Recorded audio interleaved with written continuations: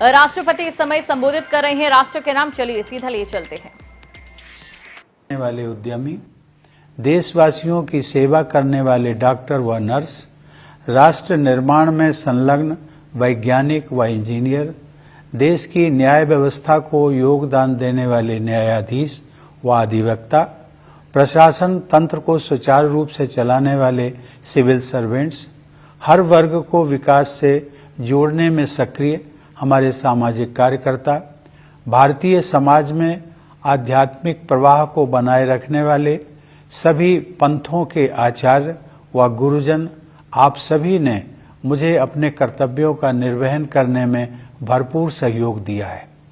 संक्षेप में कहूं तो समाज के सभी वर्गों का मुझे पूरा सहयोग, समर्थन व आशीर्वाद मिला है।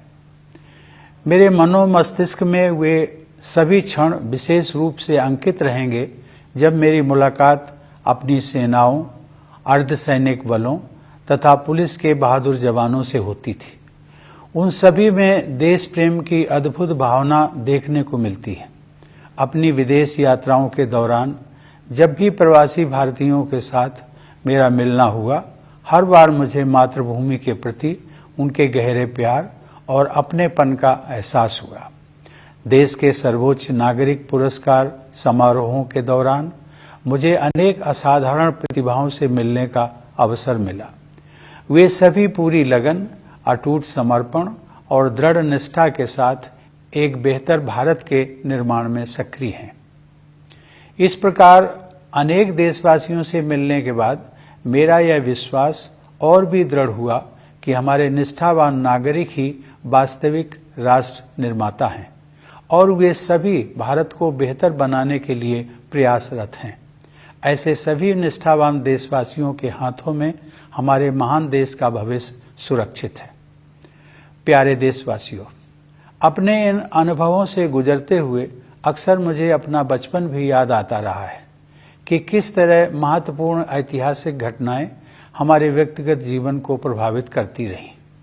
जब अपने छोटे से गांव में एक साधारण बालक के नज़रिए से मैं जीवन को समझने की कोशिश कर रहा था, तब देश को आज़ादी हासिल किए हुए कुछ ही साल हुए थे।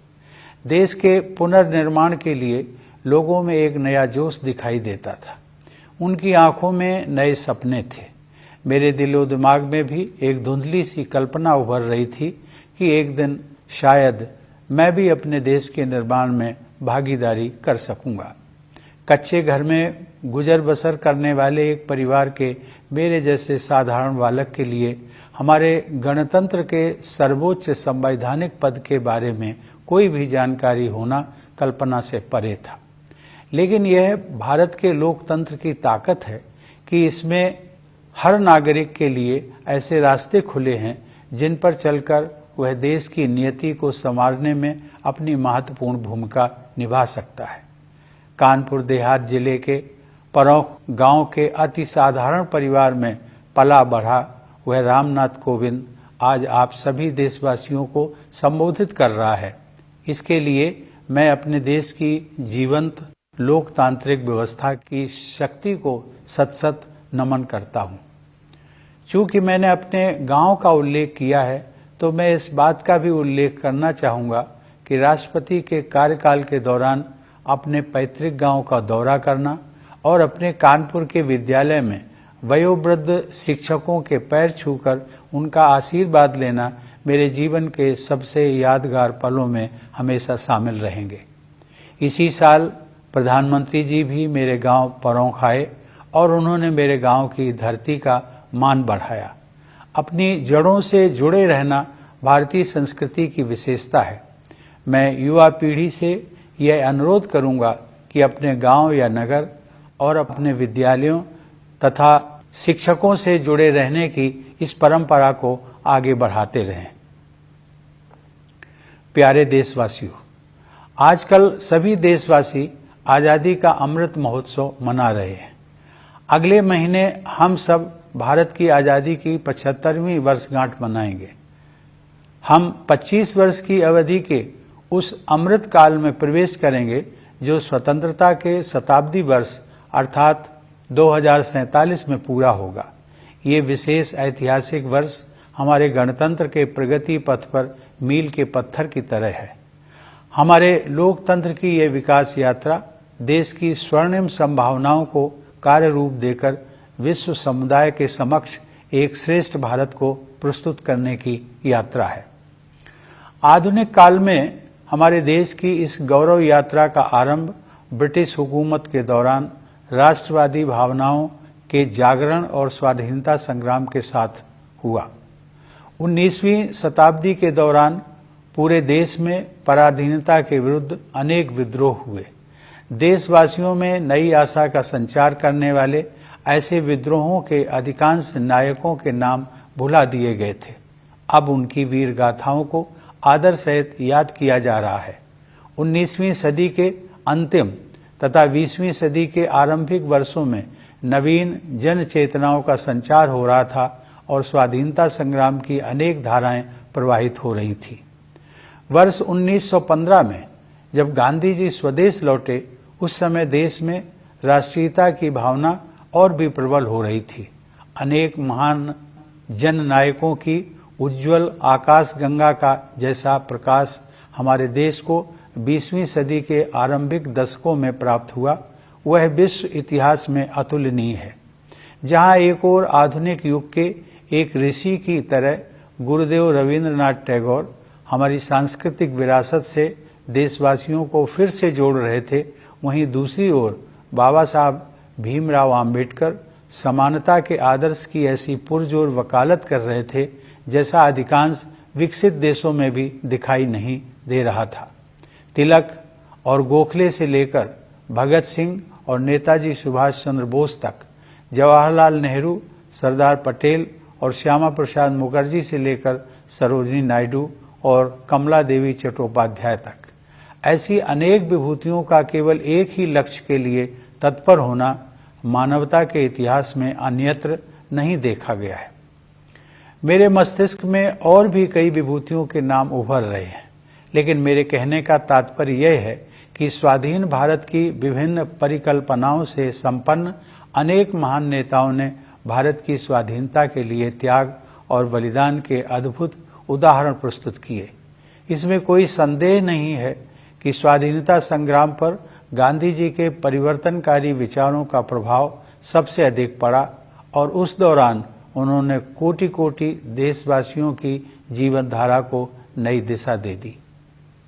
देवी और सज्जनों, लोकतंत्र के जिस पथ पर हम आज आगे बढ़ रहे हैं, उसकी रूपरेखा हमारी संविधान सभा द्वारा तैयार की गई थी। उस सभा में पूरे देश का प्रतिनिधित्व करने वाले अनेक महानुभावों में हंसाबेन मेहता, दुर्गाबाई देशमुख, राजकुमारी अमृत कौर तथा सुचेता कृपलानी सहित 15 महिलाएं भी शामिल थीं। संविधान सभा के सदस्यों के अमूल्य योगदान से निर्मित भारत का संविधान हमारा प्रकाश स्तंभ रहा है और इसमें निहित आदर्श चिरकाल से संरक्षित भारतीय जीवन मूल्यों का हिस्सा रहे हैं।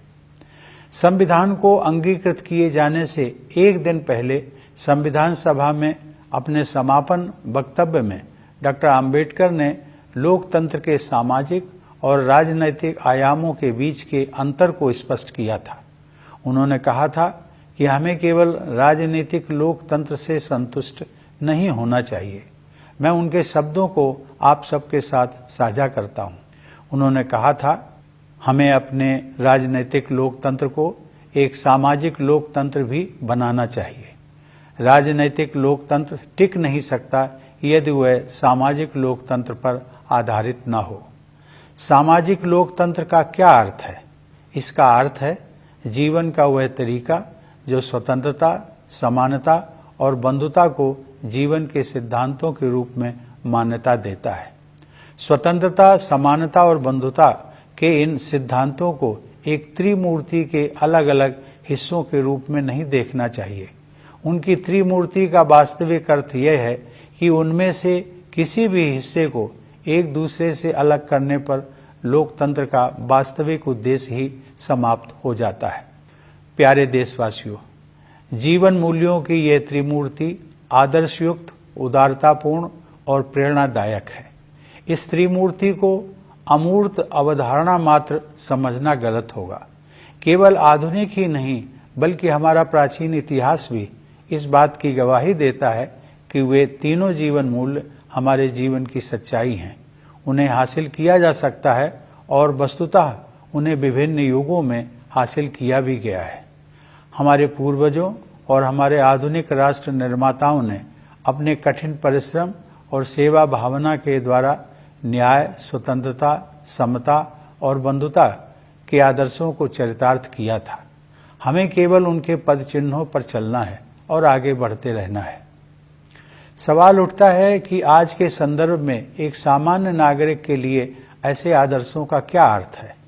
मेरा मानना है कि उन आदर्शों का प्रमुख लक्ष्य सामान्य व्यक्ति के लिए सुखमय जीवन का मार्ग प्रशस्त करना है। इसके लिए सबसे पहले सामान्य लोगों की मूलभूत आवश्यकताएं पूरी की जानी चाहिए। अब संसाधनों की कमी नहीं है। हर परिवार के पास बेहतर आवास तथा पीने के पानी और बिजली की सुविधा उपलब्ध हो, इस दिशा में हम काम कर रहे हैं। यह बदलाव विकास की बढ़ती हुई गति तथा भेदभाव से पूर्णतः मुक्त सुशासन द्वारा ही संभव हो सका है। मूलभूत आवश्यकताओं को उपलब्ध कराने के बाद यह सुनिश्चित करना है कि प्रत्येक नागरिक अपनी क्षमताओं का उपयोग करते हुए खुशी के अवसर तलाशे तथा अपने नितांत निजी गुणों का समुचित उपयोग करते हुए अपनी नियति का निर्माण करे। इस दिशा में आगे बढ़ने के लिए शिक्षा ही मुख्य साधन है। मेरा मानना है कि राष्ट्रीय शिक्षा नीति युवा भारतीयों के लिए अपनी विरासत से जुड़ने और 21वीं सदी में अपने पैर जमाने में बहुत सहायक सिद्ध होगी। उनके विकासमान भविष्य के लिए अच्छी स्वास्थ्य सेवाएं अनिवार्य हैं। कोविड की वैश्विक महामारी ने सार्वजनिक स्वास्थ्य सेवा के बुनियादी ढांचे में और भी अधिक सुधार की आवश्यकता को रेखांकित किया है। मुझे खुशी है कि सरकार ने इस कार्य को सर्वोच्च प्राथमिकता दी है। शिक्षा और स्वास्थ्य सेवाओं का लाभ उठाते हुए हमारे देशवासी सक्षम बन सकते हैं और आर्थिक सुधारों का लाभ लेकर अपने जीवन निर्माण के लिए सर्वोत्तम मार्ग अपना सकते हैं। 21वीं सदी को भारत की सदी बनाने के लिए हमारा देश सक्षम हो रहा है, यह मेरा दृढ़ विश्वास है। प्यारे देशवासियों, अपने कार्यकाल के 5 वर्षों के दौरान मैंने अपनी पूरी योग्यता से अपने दायित्वों का निर्वहन किया है। मैं doctor Rajendra Prasad, doctor S Radhakrishnan और डॉक्टर APJ अब्दुल कलाम जैसी महान विभूतियों का उत्तराधिकारी होने के नाते बहुत सचेत रहा हूँ।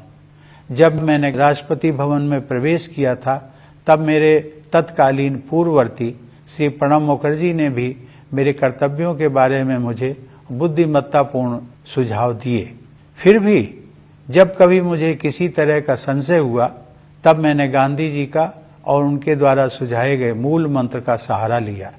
गांधी जी की सलाह के मुताबिक सबसे अच्छा मार्गदर्शक सिद्धांत यह था कि हम सबसे गरीब आदमी के चेहरे को याद करें और खुद से ये सवाल पूछें कि हम जो कदम उठाने जा रहे हैं क्या वह उस गरीब के लिए सहायक होगा।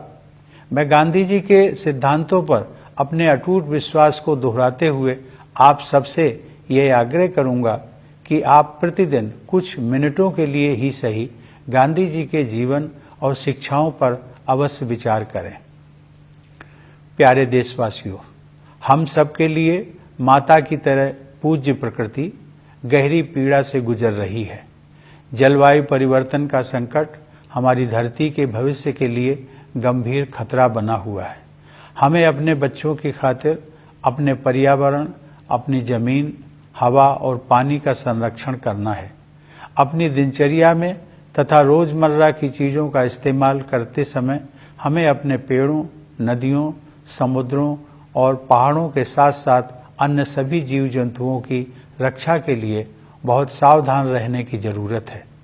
प्रथम नागरिक के रूप में यदि अपने देशवासियों को मुझे कोई एक सलाह देनी हो तो मैं यही सलाह दूंगा। अपने वक्तव्य का समापन करते हुए मैं एक बार फिर सभी देशवासियों के प्रति हार्दिक कृतज्ञता व्यक्त करता हूं। भारत माता को सादर नमन करते हुए मैं आप सभी के उज्जवल भविष्य की मंगल कामना करता हूं। धन्यवाद। जय हिंद।